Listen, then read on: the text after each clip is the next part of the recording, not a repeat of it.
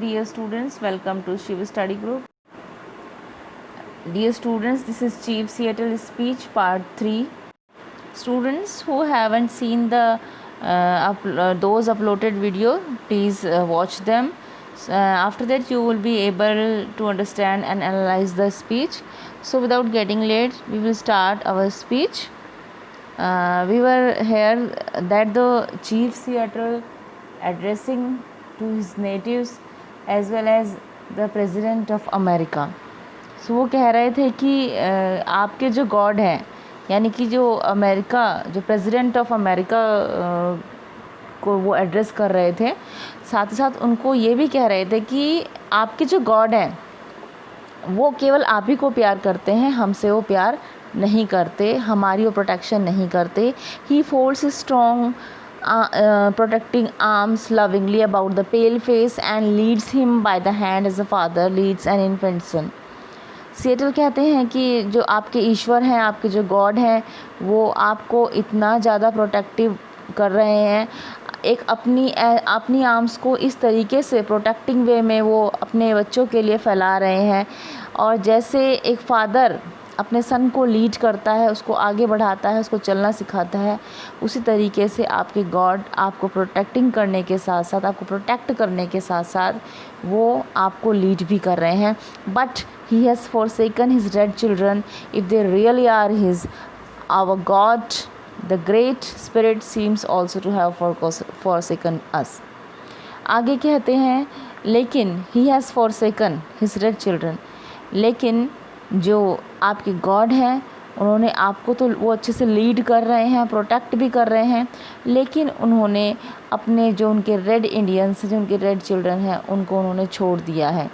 अगर वो वास्तव में उनके हैं फिर भी उन्होंने छोड़ दिया है उनको. Our God the great spirit. अब हमें लगता है कि हमारे ईश्वर, हमारी जो महान आत्मा, जो श्रेष्ठ आत्मा थी, अब हमें ऐसा लगता है कि वो भी हमको भूल गए हैं. Your God makes your people wax stronger every day. आपके गॉड आपको डे बाय डे और ज़्यादा स्ट्रॉन्गर बनाए जा रहे हैं. Soon they will fill all the land. ऐसा क्यों उनको लगता है सिएटल को कि क्योंकि उनकी संख्या इतनी ज़्यादा बढ़ती जा रही है, इसीलिए सिएटल कहते हैं कि आपके ईश्वर, आपके गॉड आपको इतने ज़्यादा स्ट्रॉन्गर बनाए जा रहे हैं और आपकी संख्या, जो वाइट अमेरिकन्स हैं, आप लोग इतनी ज़्यादा संख्या में इंक्रीज़ आपकी हो रही है, इंक्रीजिंग. सो एक दिन ऐसा आएगा कि आप पूरे कॉन्टिनेंट को फिल कर देंगे. Our people are ebbing away like a rapidly receding tide that will never return. फिर से थोड़ा सा नेगेटिव होकर के बोलते हैं कि हमारे लोग जो हैं वो बहुत जल्दी, बहुत ज़्यादा संख्या में जो है कम होते जा रही है उनकी संख्या. और फिर एग्ज़ाम्पल देते हैं रैपिडली रिसीडिंग टाइड का, कि जिस तरीके से ओशन में जो है एक बहुत टाइड्स आते हैं और स्ट्रॉन्ग वेव्स उनके साथ आती हैं, और जब वो टाइड वापस से जाते हैं तो सारी वेव्स को भी अपने साथ समेट करके ले जाते हैं. वैसे ही जो हमारे लोगों की संख्या है, जो रेड इंडियंस हैं, उनकी संख्या वो वैसे ही कम होती जा रही है, जैसे कि रिसीडिंग टाइड की तरह. That will never return. जो कि कभी भी वापस से नहीं आएंगे. The white's man God can not love our people और he would protect them. Seattle कहते हैं जो वाइट्स मैन के गॉड हैं वो हमारे लोगों को कभी भी लव नहीं कर सकते और कभी भी प्रोटेक्ट भी नहीं करेंगे. They seem to be orphans who can look nowhere for help. ऐसा लगता है कि जैसे जो रेड इंडियंस हैं, जो एक स्क्वामिश कम्युनिटी है, वो एक अनाथ ऑर्फन्स की तरह हो गए हैं हम लोग. Who can look now for help. अब हमारी कौन हेल्प के लिए कौन आने वाला है, कौन देखने वाला है. How then can we be brothers. अब इतने जब ज़्यादा इतने डिफरेंसेस हैं हम लोगों के बीच में, फिर आगे एक क्वेश्चनिंग मूड में कहते हैं कि देन फिर हम ब्रदर्स कैसे हो सकते हैं. How can your God become our God. और आपका गॉड हमारा गॉड कैसे हो सकता है फिर. And renew your prosperity and awaken in us dreams of returning greatness. और कैसे वो हमारी प्रॉस्पेरिटी को वापस से ला सकते हैं और कैसे वो हमारी ग्रेटनेस को वापस ला सकते हैं जिसका हमने सपना देखा है। If we have a common heavenly father he must be partial for, अगर हमारा कॉमनली फादर ही है तो वो तो पार्शियल होगा ही, वो तो आपके लिए पार्शियल होगा ही। For he came to his pale face children, जिनके लिए वास्तव में है, जिनके लिए वास्तव में वो आया है। सो वास्तव में अगर सभी के हम दोनों के ही कॉमन जो है हेवनली फादर हैं तो वो तो पार्शियल होंगे ही होंगे, उनका तो पक्षपातपूर्ण बिहेवियर होगा ही होगा, जिनके लिए वास्तव में, जिन वाइट अमेरिकन्स के लिए वो वास्तव में आए हैं। वी नेवर सॉ हिम, हमने तो उनको कभी देखा ही नहीं है। He gave you laws but had no word for his red children whose teeming multitudes once filled this vast continent as stars fill the firmament। आगे कहते हैं कि आपके लिए सारे लॉज, इतने कानून बनाए हैं, बट अपने रेड चिल्ड्रन, हम लोग रेड इंडियंस के लिए तो कोई वर्ड्स ही नहीं है उनके पास, जो कभी इतने हुआ करते थे कि उनकी संख्या अपने कॉन्टिनेंट को इस तरीके से भरती थी जैसे कि स्टार्स भरते हैं आकाश को, स्काई को। No, we are two distinct races with separate origins and separate destinies, there is little in common between us. फिर से कहते हैं कि नहीं, हम लोग सेम कैसे हो सकते हैं? We are not same, we have the different destinies, we have the different racial races, so how can we same? There is a little common in between us because we are totally different. ऐसा बहुत ही little चीज़ होगी जो हम दोनों में common होगी, otherwise we have a big difference between us. To us the ashes of our ancestors are sacred and their resting place is hallowed ground. You wander far from the graves of your ancestors and seemingly without regret। Seattle कहते हैं कि हमारे लिए, ठीक है, God तो different है ही, लेकिन हमारे लिए हमारे एंसेस्टर्स ही सब कुछ हैं, और हमारे एंसेस्टर्स की ऐश ही हमारे लिए हॉली है। और वो प्लेस जो उनके रेस्टिंग प्लेस हैं, जो उनकी ग्रेव्स हैं, वो हमारे लिए हॉली ग्राउंड है, क्योंकि हमने अपने एंसेस्टर्स को अपनी ही जगह पे, जहाँ पे हम लोग रहते हैं, अपने ही लिविंग प्लेसेस पे हमने उनको दफनाया हुआ है। You wander far from the graves of your ancestors and seemingly without regret। लेकिन आप तो अपने एंसेस्टर्स की ग्रेव से बहुत दूर हो, क्योंकि आपने उनको बहुत दूर दफनाया है, अपने साथ भी नहीं दफनाया है, आपको इतनी भी सिंपैथी उनसे नहीं है, तो आप कैसे उनसे कनेक्टेड हो सकते हो? आपने बिना किसी दुख के, बिना किसी सौरों के आपने उनको इतनी दूर गाड़ दिया है। लेकिन हमारे लिए तो हमारे एंसेस्टर्स ही सब कुछ हैं, और आज भी वो हमारे बीच में हैं। Your religion was written upon tablets of stone by the iron finger of your God so that you could not forget। फिर थोड़ा सा मूसा के बारे में कहते हैं, प्रॉफिट के बारे में यहाँ पे, कि आपके तो जितने भी आपके जो कमेंडमेंट्स हैं वो सारे लिखे गए हैं स्टोन टैबलेट के ऊपर। आपके लिए जो इंस्ट्रक्शंस, आपके लिए जो ये रिकमेंडेशंस हैं एक तरीके से गॉड की तरफ से, वो आपके लिए तो 10 लिखी गई हैं एक स्टोन टैबलेट पे, जिससे कि आप उन्हें कभी भूल ना सको, हमेशा वो आपको याद रहें।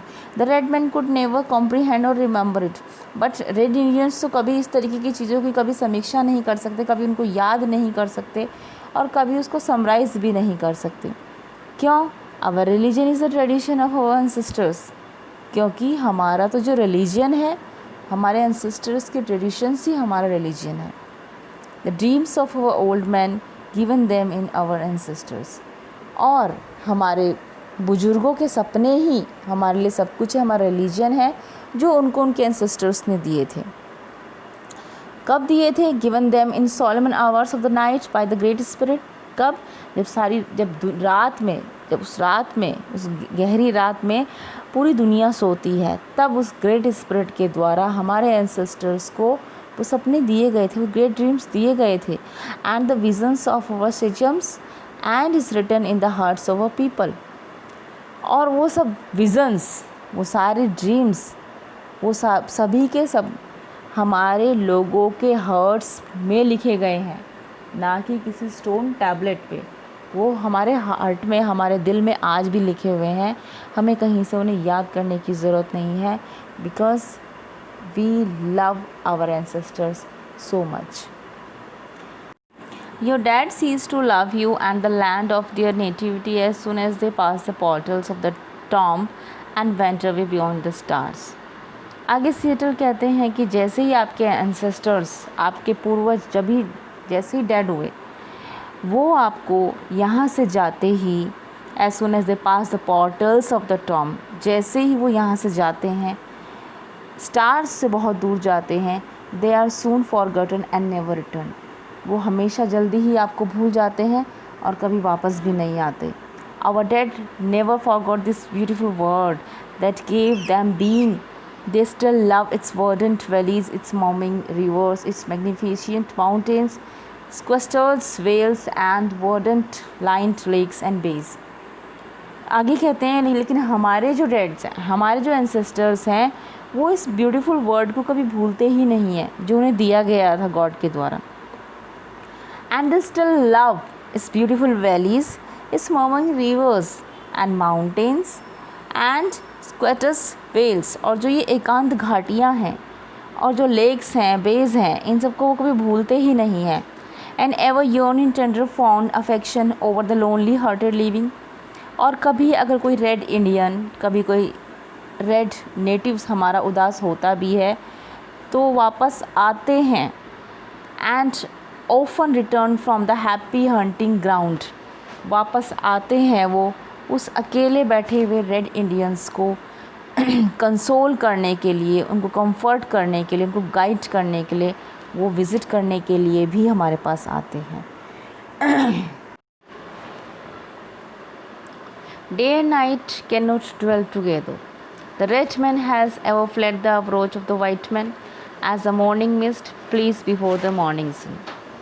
यहाँ सीएटल कहते हैं डे और नाइट जिस तरीके से साथ साथ नहीं रह सकते। इट मीन्स कि डे उन्होंने अमेरिकन्स के लिए लगाया है यहाँ पर और नाइट रेड इंडियन के लिए, कि जिस तरह से डे और नाइट एक साथ नहीं रह सकते, वैसे ही जो रेड इंडियंस हैं और वाइट अमेरिकन्स हैं, they also can not dwell together. The red man has ever fled the approach of the white man has the morning mist. यहाँ कहते हैं कि हमेशा वाइट अमेरिकन से, वाइट मैन से जिस तरीके से हम रेड इंडियंस भागते रहे हैं, हमने कभी उनको एक्सेप्टेंस दी ही नहीं है, कभी उनको स्वीकारा ही नहीं है। हमेशा हमारी संख्या कम होती चली गई और हम उनसे दूर ही भागते चले गए। ठीक उसी तरीके से जैसे सन के आते ही जो मिस्ट होती है, जो धुंध होती है, वो चली जाती है। जो हल्का फुल्का जो कोहरा होता है वो सुबह सन के आते ही चला जाता है। ठीक उसी तरीके से, उसी तरह से हम red Indians, white Americans, white man से हमेशा हम उनसे दूर ही भागते रहे हैं। However, your proposition seems fair and I think that my people will accept it and I will retire to the reservation you offer them. आगे कहते हैं कि हालांकि जो आपका जो प्रपोज़ल है, आपका जो जिस तरीके से आपने हमें ऑफ़र दिया है वो हमें फ़ेयर लगता है। आई थिंक मुझे लगता है वो फेयर है और दैट माई पीपल एक्सेप्ट, हम वो मान भी लेंगे उस ऑफ़र को, क्योंकि आपने जो ऑफ़र दिया है, जो रिज़र्वेशन दिया है, जो अलग रहने की एक सलाह दी है, तभी शायद हम लोग शांति से रह पाएंगे। Then we will dwell apart in peace for the words of the great chief seem to be the words of nature speaking to my people out of dense darkness. जब इस ऑफ़र को मेरे लोग मान लेंगे, मेरे नेटिव्स मान लेंगे, रेड इंडियंस मान लेंगे, एक्सेप्ट कर लेंगे इस रिज़र्वेशन को, शायद तभी अलग अलग रहने के बाद ही हम लोग शांति से रह पाएंगे।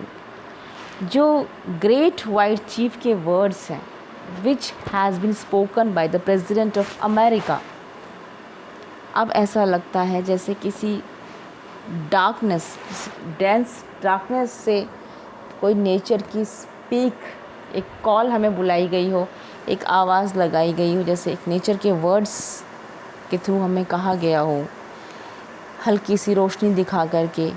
एक आई होप कि ये हमारे लिए और हमारी ट्राइब के लिए बहुत अच्छा रहने वाला है। It matters little where we pass the remnant of our days. They will not be many. The Indian's night promises to be dark. Not a single star of hope hovers above his horizon. Sad voiced winds moan in the distance. Grim raid seems to be on the red man's trail, and wherever he will hear the approaching footsteps of his fell destroyer and prepare stolidly to meet his doom, as does the wounded doe that hears the approaching footsteps of the hunter. फिर से Seattle थोड़े से nervous, थोड़े से घबराहट present करते हैं red Indians के सामने। कहते हैं कि ये कोई बात नहीं है, ये कोई बहुत बड़ी बात नहीं है कि हमारे बाकी के दिन कहाँ बीतेंगे, हम कहाँ रहेंगे, क्योंकि they will not be many, हम लोग तो ज़्यादा रहने वाले हैं ही नहीं। द इंडियंस नाइट प्रोमिसेस, अब लगता है जैसे रेड इंडियंस के जो डेज़ हैं, बाकी के रिमेनिंग डेज़ हैं, they will pass in the dark. Not a single star of hope, अब कुछ उम्मीदों से हटकर बात कर रहे हैं, बिल्कुल निराश होकर के कहते हैं कि कोई भी ऐसा कोई सिंगल स्टार उम्मीद से भरा हुआ एक होप का नहीं दिखाई देता है above the horizon, above his horizon. Horizon कहते हैं सी लाइन को, जो लास्ट सी लाइन होता है जहाँ पे आपका सी और आपका स्काई एंडिंग लगता है, आपका जहाँ पर स्काई, उसको बोलते हैं सी लाइन। तो वहाँ तक भी कोई एक ऐसी होप नज़र नहीं आ रही है रेड इंडियंस के लिए कि कुछ उनके लिए अच्छा होता हुआ हमें दिखाई दे। और दूर से कहीं सैड विंड्स बहुत डिस्टेंस से हमें सुनाई दे रही है कि सैड विंड की कुछ ऐसी कुछ वॉइस बहुत दूर से आ रही है। ऐसा विकट नसीब, ग्रिम फेट, हमारा फॉर्चून भी हमारा साथ नहीं दे रहा है, हमारी डेस्टिनी भी हमारे साथ नहीं है, और लगता है जैसे कुछ गलत होने वाला है, कुछ अनफॉर्चुनेट जैसे होने वाला है रेड इंडियंस के साथ, जहाँ पर कि वो सुन रहे हैं अपने उस विनाश के बारे में। उस विनाश के लिए वो उस तरीके से, उस आने वाली क़यामत के लिए वो उस तरीके से, उस तरह से डर रहे हैं जैसे कि एक डो, हिरनी होती है, जब अपनी तरफ आते हुए शिकारी के फुटस्टेप से जिस तरह से वो डर के, लेकिन एक फिर भी थोड़ी हिम्मत के साथ वो अपने आप को तैयार करती है, पर उसको पता है कि उसकी डेस्टिनी उसका साथ देने वाली नहीं है। हंटर के फुटस्टेप्स उसकी तरफ आ रहे हैं and the Hunter will kill him. उसी तरीके से वही हालत हम रेड इंडियंस की हो रही है कि हमें लगता है कि जो विनाश है वो हमारे नज़दीक आ रहा है, क़यामत हमारे नज़दीक आ रही है, और हमारा फॉर्चून, हमारी डेस्टिनी जो है वो हमारे लिए कुछ भी अच्छा नहीं होने वाला है। So dear students, thank you so much for watching my video, and press the bell icon and please subscribe my videos so that you will get the notification the new uploaded videos. Thank you for watching my videos.